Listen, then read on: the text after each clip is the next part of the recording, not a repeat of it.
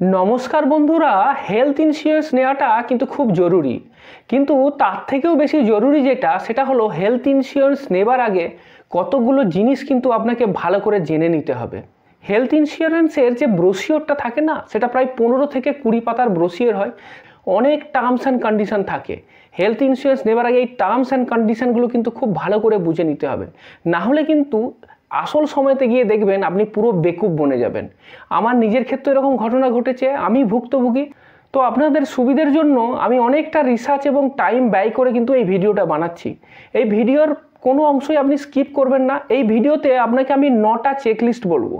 Checklist number 1, disease wise sub limit. অনেক ক্ষেত্রেই দেখা যায় যে আপনার হেলথ ইন্স্যুরেন্স যেটা, তার টোটাল যে কাভারেজ ভ্যালু সেটা তো একটা নির্দিষ্ট থাকে, কিন্তু সেখানে দেখা যায় যে নির্দিষ্ট রোগ প্রতি বা ডিজিজ ওয়াইজ সাব লিমিট থাকে। আপনাকে এক্সাম্পল দিই, মনে করুন যে আপনি টোটাল হেলথ ইন্স্যুরেন্সের পলিসি নিলেন 50 লাখ, কিন্তু সেখানে দেখা যাচ্ছে যে বিভিন্ন যে রোগ আছে সেই রোগের জন্য আলাদা আলাদা সাব লিমিট আছে। এইবার সেই রোগের জন্য আপনি যদি হসপিটালে ভর্তি হন, তাহলে যে সাব লিমিট আছে ম্যাক্সিমাম সেটাই ক্লেম করতে পারবেন। তো এইটা কিন্তু আপনাকে দেখে নিতে হবে। আর সেই কারণের জন্যই যখনই আপনি হেলথ ইন্স্যুরেন্স নেবেন, তখন শুধুমাত্র প্রিমিয়ামটা দেখলে হবে না। অনেক ক্ষেত্রে কি দেখা যায় যে আপনি দেখলেন হেলথ ইন্স্যুরেন্সের কাভারেজ তো প্রচুর আছে, টোটাল কাভারেজ 50 লাখ, আর প্রিমিয়াম মাত্র 15,000 টাকা। তো এইটুকু দেখে আপনি খুব খুশি হয়ে গেলেন এবং সেই হেলথ ইন্স্যুরেন্সটাতে সাইন করে দিলেন। তারপরে দেখা যাবে যে সেই হেলথ ইন্স্যুরেন্সের ডিজিজ ওয়াইজ সাবলিমিট আছে। হয়তো সেখানে দেখা যাবে যে হার্ট সার্জারির জন্য মাত্র 2 লাখ টাকা আছে। এইবার যখন আপনি হসপিটালে ভর্তি হলেন এবং আপনার হার্ট সার্জারিতে 6 লাখ টাকা খরচা হলো, আপনি খুব খুশিতে আছেন, আপনার 50 লাখ টাকা কাভারেজ আছে, কিন্তু যখন বিল ক্লেম করলেন তখন দেখলেন যে পাস হলো মাত্র 2 লাখ টাকা। এনকোয়ারিতে গিয়ে কোশ্চেন করে জানতে পারলেন যে আপনার ওই হেলথ ইন্স্যুরেন্সে এটাই লেখা ছিল টার্মস অ্যান্ড কন্ডিশনে যে হার্ট ডিজিজের জন্য হসপিটালাইজেশনে ম্যাক্সিমাম 2 লাখ টাকাই কাভারেজ আছে। সুতরাং খাতায় কলমে তো আপনার টোটাল 50 লাখ টাকা কাভারেজ আছে, কিন্তু ওই রোগের জন্য মাত্র আপনি 2 লাখ টাকাই খরচা করতে পারবেন। তো এটা তো ঠিক না, না? তো সেই কারণের জন্য আপনাকে প্রথমেই দেখে নিতে হবে যে এই যে হেলথ ইন্স্যুরেন্সের মধ্যে কোনো ডিজিজ ওয়াইড সাবলিমিট আছে কিনা, আর থাকলেও কোনটাই কত আছে সেইটুকু অ্যাটলিস্ট ইনফরমেশন তো আপনার জেনে রাখা দরকার। আইডিয়ালি আপনার হেলথ ইন্স্যুরেন্সে কোনো ডিজিজ ওয়াইজ কোনো সাবলিমিট থাকা উচিত নয়। যে কারণের জন্যই হোক, আপনি যদি হসপিটালে ভর্তি হন, তার যে ট্রিটমেন্টের খরচা হবে আপনার টোটাল লিমিট পর্যন্ত সেটা তাকে দেওয়া উচিত। সেইটা কিন্তু প্রথমে দেখে নিতে ভুলবেন না। এরপরে আসছে চেকলিস্ট 2, এটাও খুব ইম্পর্টেন্ট। সেটা হলো রুম রেন্ট ক্যাপ। অনেক ক্ষেত্রেই দেখা যায় যে হেলথ ইন্স্যুরেন্সের টোটাল যে কাভারেজটা আছে না, তার একটা সার্টেন পার্সেন্টেজ পর্যন্ত রুম রেন্টের ক্যাপ থাকে। মনে করুন এরকম যে আপনার 10 লাখ টাকা যদি হেলথ ইন্স্যুরেন্স হয়, আপনার রুম রেন্ট ক্যাপ হচ্ছে 1%। তার মানে 10 লাখ টাকার 1% কত হচ্ছে? 10,000 টাকা। তো প্রতিদিন ম্যাক্সিমাম 10,000 টাকায় যে আপনার রুম রেন্ট সেটাই পাওয়া যাবে। তো এক্ষেত্রে সমস্যা এটা হয় যে আপনি যখন হসপিটালে ভর্তি হচ্ছেন বা ট্রিটমেন্টের জন্য যাচ্ছেন, হতেই পারে যে সেই সময় আপনার হসপিটালেতে 10,000 টাকার নিচে বা 10,000 টাকার পর্যন্ত কোনো রুম রেন্ট নেই, তার থেকে বেশি আছে। ভালো হসপিটালে বেশি রুম রেন্ট থাকতে পারে, বা কোনো অ্যাক্সিডেন্টের কারণে ভর্তি হলে কেউ তো এটা চেক করে দেখবেন যে আপনার পলিসিতে কত টাকা রুম রেন্ট অ্যালাউ করা আছে। আপনি তো ভর্তি হবেন বেস্ট ট্রিটমেন্টটা পাওয়ার জন্য, তো সেই কারণের জন্য রুম রেন্ট ক্যাপ থাকা উচিত নয়। আর এই রুম রেন্ট ক্যাপের সাথে আরেকটা জিনিস রিলেটেড আছে। সেটা কি, সেটা জানলে আপনার পুরো মাথাটাই ঘুরে যেতে পারে। আপনাকে আমি একটা এক্সাম্পল দিয়ে দেখিয়ে দিচ্ছি। মনে করুন আপনার টোটাল হেলথ ইন্স্যুরেন্স আছে 10 লাখ, এবং আপনি এটাও জানেন যে আপনার ডে ওয়াইজ যে রুম রেন্টের ক্যাপ সেটা হলো 10,000 টাকা। এইবার আপনি ওই হসপিটালতে ভর্তি হলেন সার্জারির জন্য। ধরুন আপনি 5 দিনের জন্য সেই হসপিটালেতে ভর্তি হবেন সার্জারি করার জন্য। আপনি খবর পেলেন যে হসপিটালের যে রুম রেন্ট সেটা হলো 12,000 টাকা, আপনার ক্যাপ আছে 10,000 টাকা। এইবার আপনি ভাবলেন ঠিক আছে, 5 দিন তো ভর্তি হব, তো 10,000 টাকা আপনার অলরেডি অ্যালাউ আছে, 2,000 টাকা বেশি দিতে হবে 5 দিনের জন্য। 5 দুগুণে 10,000 টাকা এক্সট্রা দিতে হবে। ঠিক আছে, আপনার টোটাল সার্জারির জন্য খরচা হবে 7 লাখ টাকা, না হয় আপনি পকেট থেকে 10,000 টাকা দিয়ে দেবেন, বাকি 6,90,000 টাকা তো পেয়ে যাবেন। তো এই ভাবনা নিয়ে আপনি কি করলেন, হসপিটালে ভর্তি হলেন এবং সার্জারিও করে ফেললেন। সার্জারির পরে বিলও এলো। বিল আসার পরে আপনি পেলেন যে আপনার টোটাল 9 লাখ টাকা বিল হয়েছে। আপনি হেলথ ইন্স্যুরেন্স কোম্পানিতে ক্লেম করলেন। আপনি জানেন যে 10,000 টাকা আপনি পাবেন না, কারণ 2,000 টাকা করে 5 দিনের যে টোটাল 10,000 টাকা রুম রেন্ট এক্সট্রা নিয়েছে, সেটা বাদ দিয়ে 6,90,000 তো পাবেন। কিন্তু যখন আপনি দেখলেন আপনার বিল স্যাংশন হয়ে এলো, সেখানে দেখে গেল যে এর থেকে অনেক কম স্যাংশন হয়ে এসছে। আপনি অবাক হয়ে গেলেন। আপনি হেলথ ইন্স্যুরেন্স কোম্পানিতে গেলেন, গিয়ে তাদের এক্সিকিউটিভকে বললেন যে আমার বোধহয় ক্যালকুলেশনে ভুল হয়েছে, দেখুন আমাকে তো অনেক কম স্যাংশন করেছে। তখন এক্সিকিউটিভ আপনাকে বলবে যে আপনার হেলথ ইন্স্যুরেন্সের একটা ক্লজ আছে। সেই ক্লজটা কি? অধিকাংশ ক্ষেত্রেই দেখা যায় যে ওষুধ ছাড়া বাকি যেসব খরচাখরচিগুলো আছে সবগুলোই কিন্তু ওই রুম রেন্টের ক্যাপের সাথে লিঙ্ক করা থাকে। সেটা কি জিনিস? সেটা এরকম, এই যে আমি বললাম যে আপনার 12,000 টাকার আপনি রুম রেন্ট নিয়েছিলেন আর আপনার ক্যাপ হচ্ছে 10,000 টাকা। তার মানে হলো যে আপনার রুম রেন্টের 83% আপনি এলিজিবল ক্লেম করার জন্য। তো যেহেতু আপনার রুম রেন্টের 83% আপনি এলিজিবল ক্লেম করার জন্য, তো ওষুধ বাদে বাকি সমস্ত খরচা আপনার এই হসপিটালাইজেশনের আপনি মাত্র 83%ই ক্লেম করতে পারবেন। তার মানে আপনার সার্জারির খরচা সেখানেও আপনি 83% ক্লেম করতে পারবেন, আইসিইউর খরচা 83%, ডক্টরের ভিজিট 83%, সব কিছুই আপনার 83%-এর রেশিওই আপনি ক্লেম করতে পারবেন। এবার মনে করুন আপনার ওই এক্সাম্পলটাতেই আমি ধরলাম যে টোটাল 7 লাখ টাকার মধ্যে 50,000 টাকার মেডিসিন ছিল। তো ওই 50,000 টাকার মেডিসিন বিল তো আপনি পুরো পাবেন, বাকি যে 6.5 লাখ টাকা আছে না, সেই 6.5 লাখ টাকা 83%ই পাবেন। সেটা হচ্ছে আপনার মোটামুটি ওই 5,39,000 টাকার মতো। তাহলে টোটাল আপনার ক্লেম কতটা অ্যাপ্রুভ হবে? ওই 5,39,000 আর 50,000 ফার্মেসি, সেটা নিয়ে আসছে 5,89,000 টাকা। আপনার পকেট থেকে 1,11,000 টাকা দিতে হবে। আপনি ভেবেছিলেন আপনাকে 10,000 টাকা দিতে হবে, কিন্তু অ্যাকচুয়ালি আপনাকে দিতে হলো 1,11,000 টাকা। আইডিয়ালি আপনার হেলথ ইন্স্যুরেন্সে এরকম কোনো রুম রেন্ট ক্যাপ থাকা উচিত নয়। রুম রেন্ট ক্যাপ থাকা মানে কিন্তু টেনশন। তো আপনি একটুখানি প্রিমিয়াম বেশি দেবেন, তবুও কোনো রুম রেন্ট ক্যাপ আছে এরকম কিন্তু হেলথ ইন্স্যুরেন্স অ্যালাউ করবেন না, পরে কিন্তু খুশিতে থাকবেন। এরপর 3 নম্বর যে চেক পয়েন্ট সেটা হলো কোপে। অনেক ক্ষেত্রেই দেখা যায় যে হেলথ ইন্স্যুরেন্সের এরকম একটা ক্লজ থাকে, কুছ তুম দো কুছ হাম দে, তুমি কিছুটা দেবে আমি কিছুটা দেব। অনেক ক্ষেত্রেই দেখা যায় যে এরকম 15 থেকে 30% পর্যন্ত কো পেমেন্ট অপশন থাকে। যদি মনে করি যে 20% কো পেমেন্ট, তার মানে হচ্ছে যে টোটাল যদি 10 লাখ টাকা বিল হয়, তাহলে ইন্স্যুরেন্স কোম্পানি দেবে 8 লাখ টাকা আর 20% মানে 2 লাখ টাকা আপনাকে নিজেকে দিতে হবে। তো আমি বলবো যে এরকম কোপে অপশানেতে যাবেন না, কারণ আপনি ইন্স্যুরেন্স বিল প্রিমিয়াম পেমেন্ট করছেন পুরো হসপিটালাইজেশন খরচ মেটানোর জন্য। ছোটোখাটো বিল এলে ঠিক আছে, 10 লাখ টাকা 20 লাখ টাকা যদি বিল হয়ে যায় এবং তার যদি 20% কোপে দিতে হয়, সেটাও বিরাট টাকা। শুধুমাত্র একটুখানি কম প্রিমিয়ামের জন্য কোপে অপশানে যাবেন না। আইডিয়ালি এরকম হওয়া উচিত যে আপনার 100% পেমেন্ট ইন্স্যুরেন্স কোম্পানি করবে, তার জন্য একটুখানি ইন্স্যুরেন্সের প্রিমিয়াম বেশি দিতে হয় সেও ভালো, তবু কোপের চক্করে যাব না। এরপরে আসছে চেক পয়েন্ট নাম্বার 4, সেটা হলো pre and post hospitalisation care. দেখুন, হসপিটালাইজ হওয়ার আগেই আপনার তো ট্রিটমেন্ট চলতো, তো সেই সময়তে আপনার নিশ্চয়ই কিছু খরচা হয়েছে। অনেক সময় কি হয় যে কোনো সার্জারির আগে আপনাকে বিভিন্ন ধরনের টেস্ট রিপোর্ট এগুলো করতে হয়। তো সেই কারণের জন্য কি হয় যে হসপিটালে ভর্তি করার বা ট্রিটমেন্ট নেওয়ার আগে এবং যখন আপনি ট্রিটমেন্ট করে নিলেন বা সার্জারি করে নিলেন, তারপরেও দেখা যায় বিভিন্ন খরচা আছে, ওষুধের খরচা থাকে, তারপর ফলো আপ ভিজিট থাকে ডক্টরের, তো সেই জন্যও খরচা করতে হয়। তো এই যে ইন্স্যুরেন্স কোম্পানি তারা এই প্রি এবং পোস্ট হসপিটালাইজেশনের জন্য কতদিনের খরচাটা তারা বিয়ার করবে। দেখা যায় যে বিভিন্ন কোম্পানির ক্ষেত্রে কি হয় যে প্রি হসপিটালাইজেশন 30 থেকে 90 দিন, মানে যেদিন আপনি হসপিটালে ভর্তি হচ্ছেন তার 30 থেকে 90 দিন আগের পর্যন্ত যে খরচাগুলো ছিল সেগুলো পেমেন্ট করে।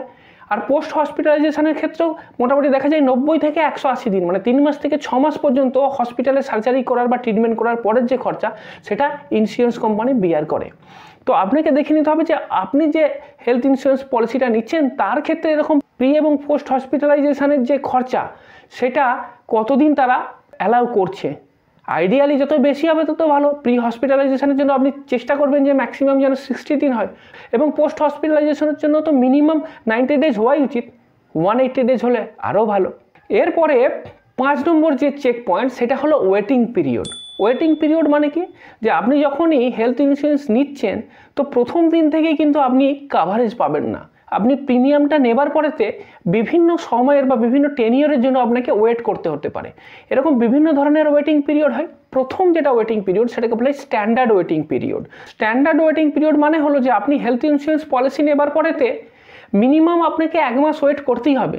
তার আগে আপনি কিন্তু কোনো রকম ট্রিটমেন্ট করাতে পারবেন না, বা ট্রিটমেন্ট করালেও হেলথ ইন্স্যুরেন্সের কাভারেজ পাবেন না। এবার এই যে রুলটা, এই রুলটা থাকারও দরকার আছে। কারণটা কি? কারণ অধিকাংশ ক্ষেত্রেই দেখা যায় যদি এই রুলটা না থাকতো তাহলে কি হতো, আপনি জেনে গেলেন যে আপনার সার্জারির দরকার, আপনার বড় খরচা হবে, তো আপনি কি করলেন, টুক করে হেলথ ইন্স্যুরেন্স নিয়ে নিলেন, তারপরেতে দ্বিতীয় দিনেতে গিয়ে হসপিটালে ভর্তি হয়ে আপনি বলবেন যে আমাকে ক্লেম দিন। তো এটা তো সম্ভব না। তো সেই কারণের জন্যই এই ক্লজটা থাকে যে মিনিমাম 30 ডেজ আপনার ওয়েটিং পিরিয়ড থাকে।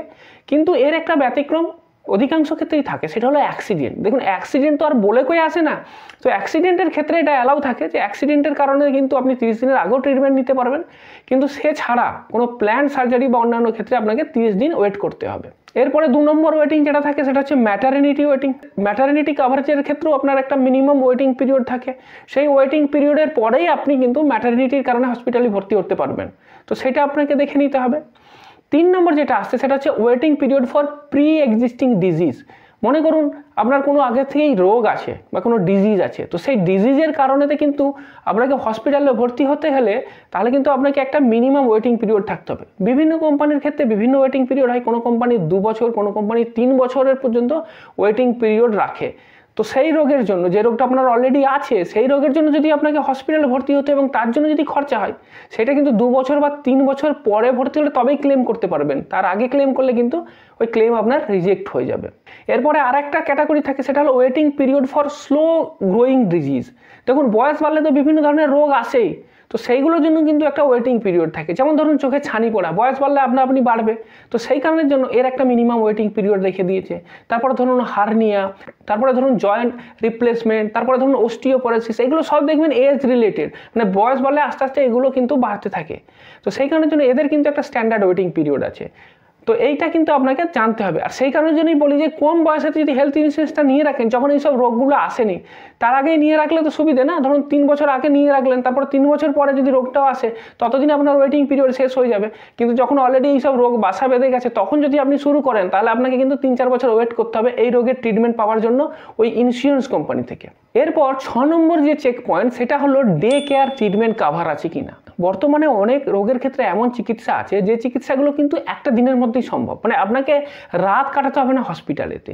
তো আগে এরকম রুল ছিল যে আপনার হেলথ ইন্স্যুরেন্স ক্লেম করতে গেলে আপনাকে একটা রাত্রি অবশ্যই হসপিটালে কাটাতে হবে।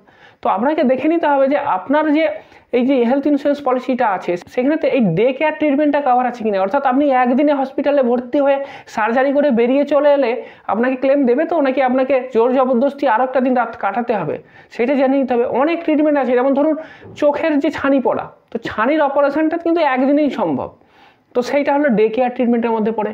অ্যাপেন্ডিসাইটিসের অনেক ট্রিটমেন্ট আছে বা অপারেশন আছে, সেটাও অনেক ক্ষেত্রে একদিনের মধ্যে হয়ে যায়।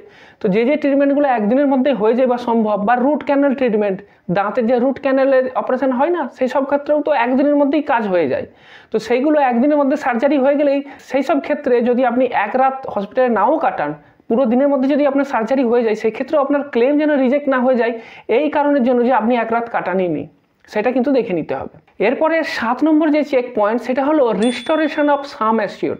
রিস্টোরেশন অফ সাম অ্যাসিওর মানে এটা কি, মানে হলো যে আপনার একটা কাভারেজ আছে, মনে করুন 10 লাখ কাভারেজ আছে, এরপর আপনার 1 বছরের মধ্যেই কোনো একটা রোগের কারণে হসপিটালাইজেশনে আপনার এই কাভারেজটা শেষ হয়ে গেছে, মানে আপনি অলরেডি ক্লেম করে নিয়েছেন। তো সেক্ষেত্রে কী হয় যে 1 বছরের মধ্যে যদি আপনার এটা শেষ হয়ে যায়, তাহলে আবার কি হয় যে অনেক হেলথ ইন্স্যুরেন্সের ক্লজ থাকে যে সেটা আবার রিস্টোর হয়ে যাবে, মানে আবার আপনার 1 লাখ কাভারেজ আপনার এসে যাবে। এইবার এক্ষেত্রে অনেকগুলো কন্ডিশন থাকে, অনেক লিমিট থাকে। লিমিট এরকম, যেমন ধরুন সেম ডিজিজের জন্য রিস্টোরেশন একবারই হবে, বা টোটাল আপনি একবারই রিস্টোরেশন নিতে পারবেন, এইরকম বিভিন্ন ধরনের টার্মস অ্যান্ড কন্ডিশন থাকে রিস্টোরেশনের জন্য। তো সেগুলো দেখে নিতে হবে যে একই ডিজিজের জন্য ওই 10 লাখ আর রিস্টোরেশন হবে তো, বা আবার সেপারেট ডিজিজের জন্য করতে হবে কিনা, তো এইগুলো সব জেনে নেওয়া দরকার। এরপরে 8 নম্বর যে চেক পয়েন্ট সেটাও খুব ইম্পর্টেন্ট, সেটা হলো zonal policy versus pan India policy. আপনি যখন হেলথ ইন্স্যুরেন্সে সাইন করছেন তখন আপনার অ্যাড্রেসটা আসে, কোন অ্যাড্রেসে আপনি হেলথ ইন্স্যুরেন্সটা নিচ্ছেন। এইবার কি হয়, মনে করুন যে আপনি যখন রুরাল এরিয়াতে আপনার অ্যাড্রেসটা দেবেন, তো রুরাল এরিয়াতে যে হসপিটাল আছে তাদের ট্রিটমেন্ট কস্ট কম, আবার আপনি যদি একটা মেট্রো সিটিতে থাকেন তাহলে সেক্ষেত্রে ট্রিটমেন্ট কস্ট বেশি। এইবার ধরুন আপনি গ্রামের অ্যাড্রেসেতে গিয়ে আপনি হেলথ ইন্স্যুরেন্স কাভারেজ নিলেন, তারপর ট্রিটমেন্ট করতে শহরে গেলেন, তখন কিন্তু আপনাকে কিন্তু যেহেতু আপনার ট্রিটমেন্ট কস্ট এখানে বেশি, আপনাকে কো পেমেন্ট করতে হতে পারে, 20% হয়তো আপনাকে কো পেমেন্ট করতে হলো। তো এই কারণের জন্যই আপনি যখনই হেলথ ইন্স্যুরেন্স নেবেন তখন এটা দেখে নেবেন যে সবথেকে বেস্ট হয় যদি এটা প্যান ইন্ডিয়া কাভারেজ থাকে, প্যান ইন্ডিয়া ট্রিটমেন্ট কাভারেজ থাকবে। কারণ যেখানে ভারতের যেখানে খুশি আপনি ট্রিটমেন্ট করান, আপনার ইন্স্যুরেন্সের মধ্যে কাভারেজ থাকবে এবং আপনাকে কোনো কোপে দিতে হবে না। কারণ এই লিমিটেশন যদি থেকে যায় তাহলে প্রবলেম আছে। ধরুন আপনার যে রোগটা হয়েছে সেই রোগের জন্য আপনার মুম্বাই যেতে হবে, সবথেকে ভালো ট্রিটমেন্টের জন্য এইমস দিল্লিতে যেতে হবে। তো সেই কারণের জন্য city to city treatment cost যদি ভ্যারি করে তাহলে তো মুশকিল। সেই কারণের জন্য আপনি চেষ্টা করবেন যে প্যান ইন্ডিয়া ট্রিটমেন্টের জন্য যে অপশানটা সেটাই সিলেক্ট করবেন, সেটা হলে আপনার ভালো হবে, আপনি ফ্রি থাকবেন। এরপর 9 নম্বর যে চেক পয়েন্ট সেটা হলো যে এক্সক্লুশন। প্রতিটা হেলথ ইন্স্যুরেন্সের মধ্যে আপনি দেখবেন যে কিছু কিছু ক্ষেত্রে কিন্তু এক্সক্লুশন আছে, অর্থাৎ যে ট্রিটমেন্টের জন্য আপনাকে কিন্তু কোনো কাভারেজ দেওয়া হবে না। তো প্রথম দিন থেকে আপনার জেনে রাখা দরকার যে কোন কোন রোগ বা কোন কোন সিচুয়েশানেতে আপনাকে কাভারেজ দেবে না। আপনাকে আমি একটা এক্সাম্পল দিয়ে দিচ্ছি। মনে করুন ওই যে বললাম যে প্রি এক্সিস্টিং ডিজিজের ক্ষেত্রে কাভারেজ নাও দিতে পারে প্রথম 3 বছরের জন্য। তাছাড়া ধরুন প্লাস্টিক সার্জারি বা কসমেটিক সার্জারি, এর ক্ষেত্রে এক্সক্লুশন থাকতে পারে। জেন্ডার চেঞ্জের জন্য আপনি হসপিটালে গেলেন, ট্রিটমেন্ট করলেন, তো সেগুলো এক্সক্লুশনে থাকতে পারে। এর ছাড়াও আরেকটা এক্সক্লুশন থাকে এবং সেটা খুব কম, এই কারণের জন্য অনেক সময় অনেক ক্লেম রিজেক্ট হয়ে যায়। সেটা হলো যে for this medical treatment hospitalisation was not required. তো এরও একটা ক্লজ থাকে কিন্তু যে এই ট্রিটমেন্টটা আপনার বাড়িতেই করা সম্ভব হতো। তো এই যে টোটাল 9টা চেক পয়েন্টের কথা বললাম, এই চেক পয়েন্টগুলো তো আপনাকে দেখতেই হবে। তাছাড়াও আমি আপনাকে রেকমেন্ড করব যে হেলথ ইন্স্যুরেন্সের যে কাগজটা বা ব্রোশিওরটা থাকে, তাদের যে প্রপোজাল ফর্মটা থাকে, সেইটার প্রতিটা শব্দ খুঁটিয়ে খুঁটিয়ে দেখে নেবেন। কোথাও কোনো সমস্যা হলে টোটাল হেলথ ইন্স্যুরেন্স কোম্পানি থেকে দরকার হলে ক্লারিফিকেশনও নিয়ে নেবেন। কারণ পরে ভবিষ্যতে গিয়ে অ্যাকচুয়াল সময়তে গিয়ে দেখা যাবে আপনি বিপদে পড়ে গেলেন। আমি চাইবো না এটা আপনার সাথে হোক। তো এটা গেল তো হেলথ ইন্স্যুরেন্সের কথা। আমি বলেছি হেলথ ইন্স্যুরেন্সের সাথে সাথে লাইফ ইন্স্যুরেন্স নিতে হবে এবং টার্ম ইন্স্যুরেন্সই নিতে হবে। এবার বিভিন্ন কোম্পানি আছে যারা কিনা টার্ম ইন্স্যুরেন্স প্রোভাইড করে। এবার সমস্ত লাইফ ইন্স্যুরেন্স কোম্পানির মধ্যে থেকে বেস্ট টার্ম ইন্স্যুরেন্স প্রোভাইডার কোনটা, সেটা কি জানতে চান? সেটা যদি জানতে চান তাহলে আপনি আমার বাঁ দিকের ভিডিওটাতে ক্লিক করুন।